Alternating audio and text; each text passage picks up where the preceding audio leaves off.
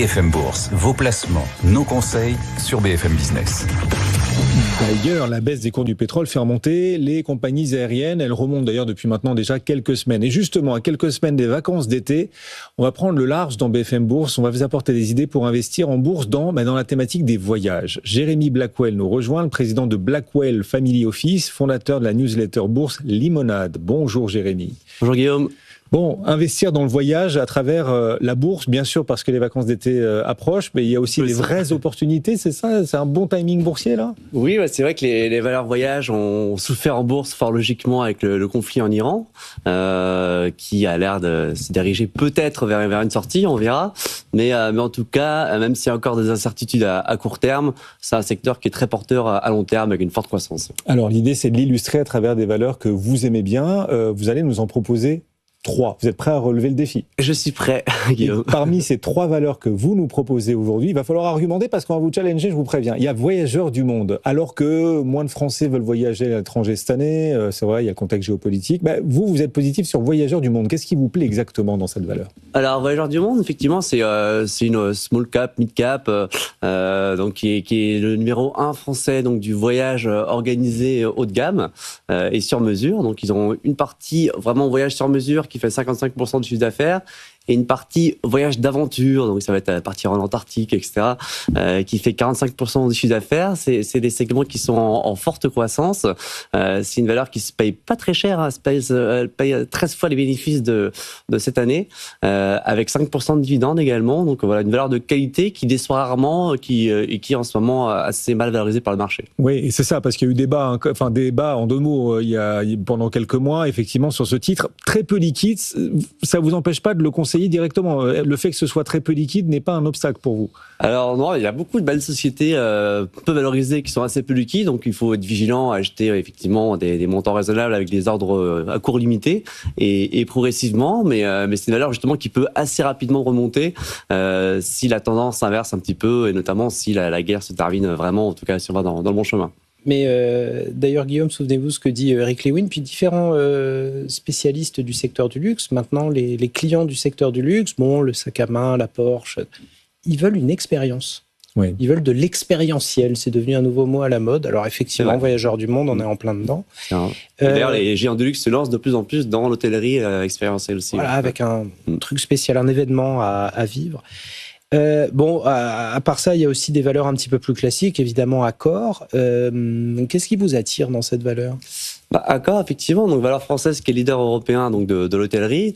Accor, donc ils ont à peu près 6000 hôtels, 900 000 chambres, vraiment du très très luxe comme Fairmont Raffles, ou plutôt assez économique comme Ibis. Donc ils sont bien diversifiés à la fois en termes de type de segment et géographiquement. C'est une valeur qui a beaucoup baissé effectivement avec le conflit en Iran, qui est bien gérée et qui s'est pas mal transformée sous l'égide de Monsieur Bazin, qui a notamment externalisé tout l'immobilier. Donc maintenant, Accor, c'est vraiment un modèle light, un petit peu comme Marriott ou Hilton aux États-Unis, qui sont beaucoup mieux valorisés par le marché, où ils ne possèdent plus les murs, mais ils exploitent les hôtels, ils les opèrent, ils les franchisent. Donc un modèle qui normalement plaît davantage à la bourse. Oui, Goldman Sachs sur Accor est neutre avec un objectif de cours autour de 47 €. Vous êtes plus positif que Goldman Sachs. Vous osez être plus optimiste que Goldman Sachs sur Accor?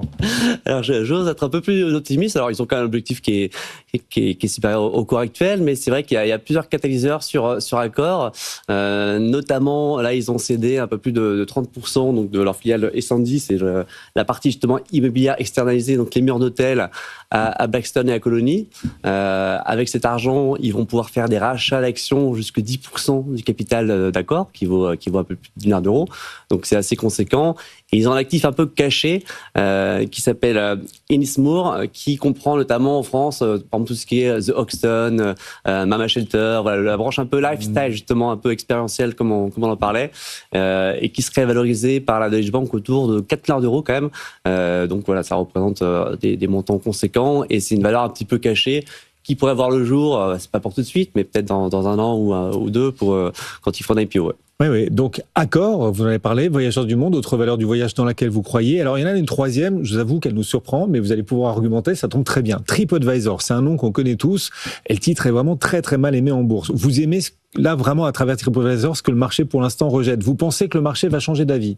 Je pense que le marché va changer d'avis sur TripAdvisor. Effectivement, tout le monde connaît l'activité historique de TripAdvisor, donc avis sur des restaurants, des hôtels. Une activité qui est un petit peu en déclin avec Google, avec l'IA. Ils ont fait moins 8% sur le chiffre d'affaires l'an dernier. Ça représente encore 40% du chiffre d'affaires du groupe, 750 millions.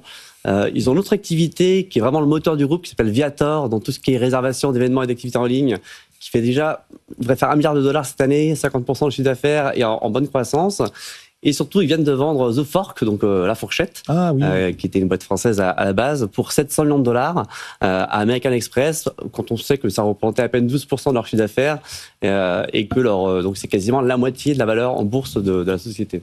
Oui, et ça vous rend pas pessimiste, c'est-à-dire que vous estimez que TripAdvisor va trouver dans ses trips au fond lui des moyens de concurrencer efficacement non seulement Google, Booking bien sûr, mais aussi l'intelligence artificielle qui fera le boulot à sa place peut-être demain. Alors TripAdvisor c'est en transformation, mais ils ont des accords importants avec justement Google, Perplexity, OpenAI, etc. Donc ils sont plutôt pas si mal placés dans l'IA.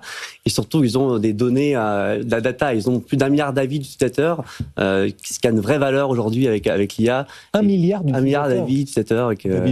Ils ont des datas qui valent cher et leur filiale Viator de tout ce qui est réservation d'activités en ligne qui explose pas mal. Antoine. Par ailleurs, je dois dire que l'opération d'American Express qui reprend du service à valeur ajoutée, alors que les cartes de crédit ont beaucoup de mal maintenant à dégager plus de valeur qu'elles n'en dégagent, le truc est vraiment bien fait et a vraiment un sens. Il remonte la chaîne de valeur. Ouais. C'est exactement ça. Ouais. Très intéressant aussi.